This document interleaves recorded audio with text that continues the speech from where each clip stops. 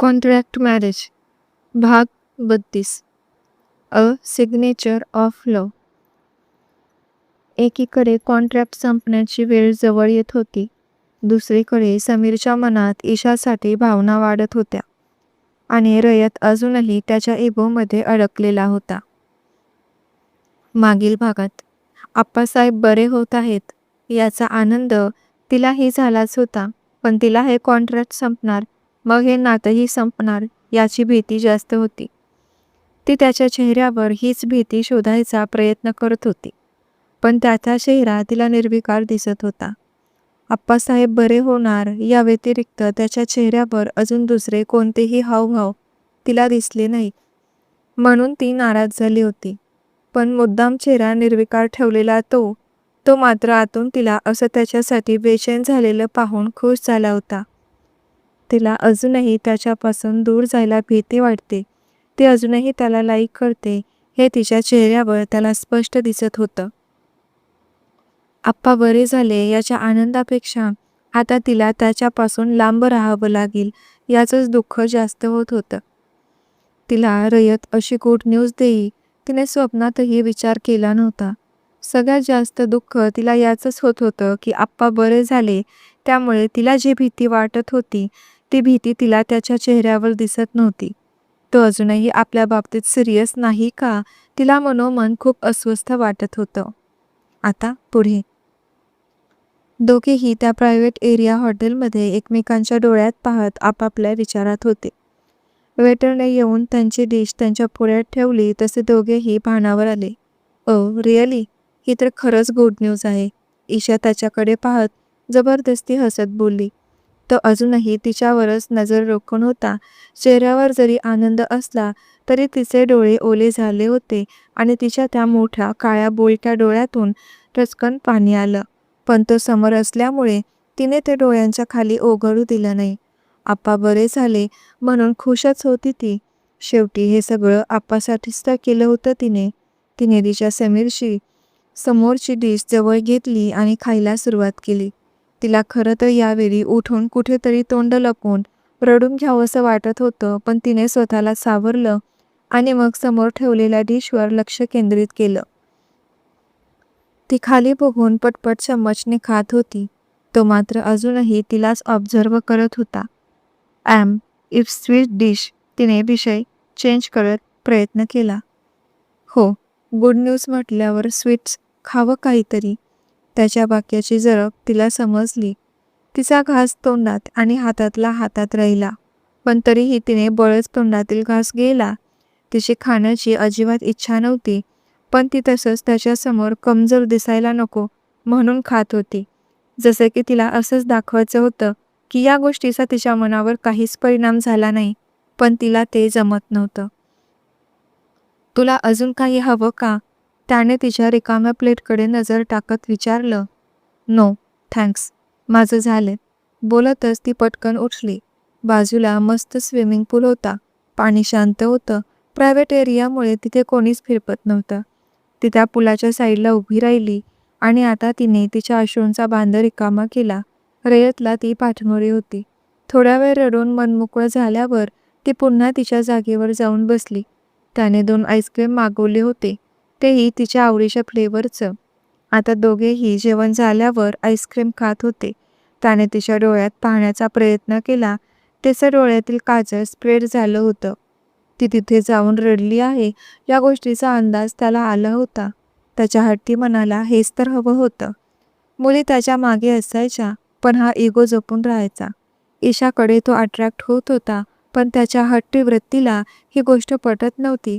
त्याने तिला अगोदर दिलेला नकार हा त्याचा बरोबर निर्णय होता हेच त्याला सिद्ध करायचं होतं. त्याने देखील हे सर्व प्रॉपर्टीसाठी आणि आप्पासाठी केलं होतं. तिचा रडलेला चेहरा पाहून याचं हट्टी मन सुखावलं होतं. शेवटी त्याला हेच सिद्ध करायचं होतं. तिने जर त्याला लाईक केलं नसतं किंवा त्याच्यासाठी तिच्या डोळ्यात पाणी आलं नसतं तर मात्र याचा इगो हार्ट झाला असता, पण तसं झालं नाही. त्यामुळे आपण खूप मोठी बाजी मारली असंच त्याला वाटत होतं. दोघेही थोडा वेळ थांबून गाडीत बसून घरी येत होते. गाडीत कोणीच कोणाला बोलत नव्हतं. ईशाच्या चेहऱ्यावरील सर्व ग्लो निघून गेला होता. डोळे लाल झाले होते. ती कुठं कमी पडते हेच तिला समजत नव्हतं. तर दुसरीकडे रयत त्याच्या इगो टिकून वावरत होता. मनात इगो बाळगून वावरत असल्यामुळे त्याला प्रेम, अट्रॅक्शन, फिलिंग्स याचं भानच राहत नव्हतं. तो त्याच्या कल्पनी दुनियेमध्ये खुश होता. 2-4 दिवस असेच गेले. ईशाचे सर्व प्रॅक्टिकल आणि प्रोजेक्ट वर्क संपले होते. ती सध्या पोस्टिंगचा विचार करत होती. रयतही त्याच्या कामात गुंतला होता. त्यालाही नवीन प्रोजेक्ट साईन करायचं होतं. नवीन क्लॉथ मार्केटमध्ये पब्लिशिंग करण्यासाठी त्याच्या कंपनीतील सर्व वर्कर्स जोमाने काम करत होते. समीर आणि ईशा एकाच प्रोजेक्टमुळे असल्यामुळे त्यांची खूप चांगली मैत्री झाली होती. तो तिला इम्प्रेस करायचा एकही चान्स सोडत नव्हता. पण रयतच्या वागण्यामुळे ईशा डिस्टर्ब झाली होती. ती तिच्याच विचारात मग्न असायची. असाच एक दिवस समीर चहा कॅफेमध्ये बसला होता.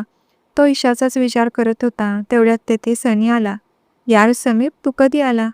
सनी येऊन त्याच्या समोर बसला. अरे आत्ताच आलो. 10 मिनिटं झाली. तो हातातील घड्याळ चेक करत म्हणाला. कॉंग्रॅच्युलेशन यार, तुमचा प्रोजेक्ट सिलेक्ट झाला. सनी समीरला हात हातात देऊन बोलला. थँक्स. समीर शांत आवाजात म्हणाला. आज ईशा आली नव्हती म्हणून तो अपसेट झाला होता. बाय द वे, ईशा दिसत नाही आज. सनी ईशाला शोधत इकडे तिकडे पाहत म्हणाला. Don't know. समीर, तुला काय झालंय?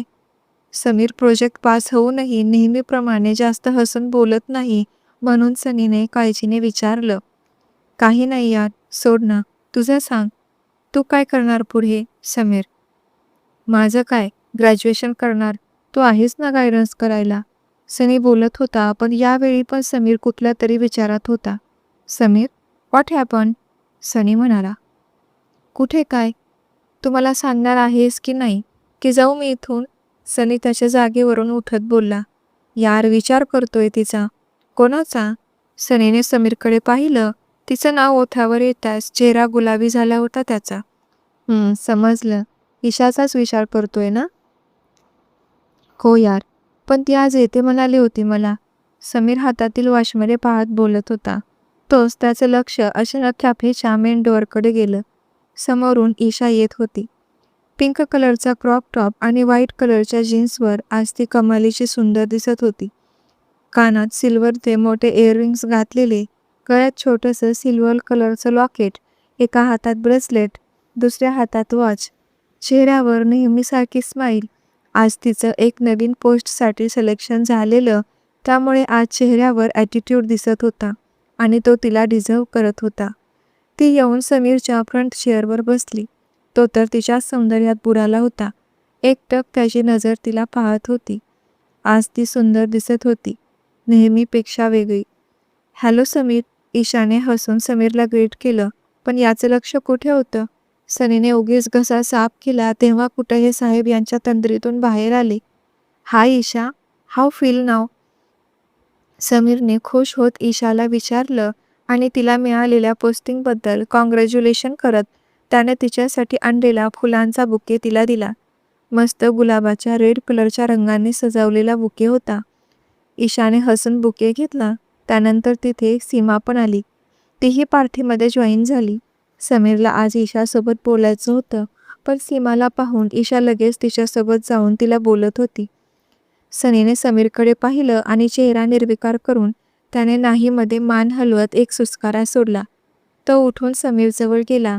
तो त्याला फ्लर्ट करणार हे त्याने ओळखलं होतं. सनी प्लीज यार, आता मी अपसेट आहे. So please leave me alone.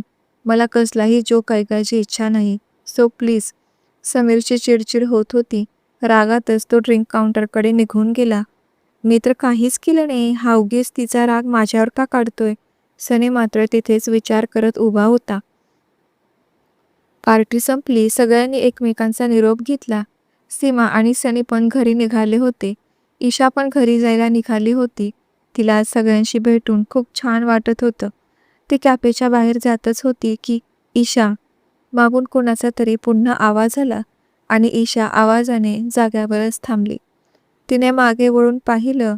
समोर समीर उभा होता. तर मग मैत्रिणींनो, तुम्हाला काय वाटतं? तुटेल का हे कॉन्ट्रॅक्ट? काय होईल ईशाच्या आयुष्यात? कमेंट करून नक्की कळवा. भाग आवडला असेल तर लाईक करा. चॅनेलवर नवीन असाल तर सबस्क्राईब करा, जेणेकरून येणाऱ्या नवीन भागाचं नोटिफिकेशन तुमच्यापर्यंत लवकर पोहोचेल.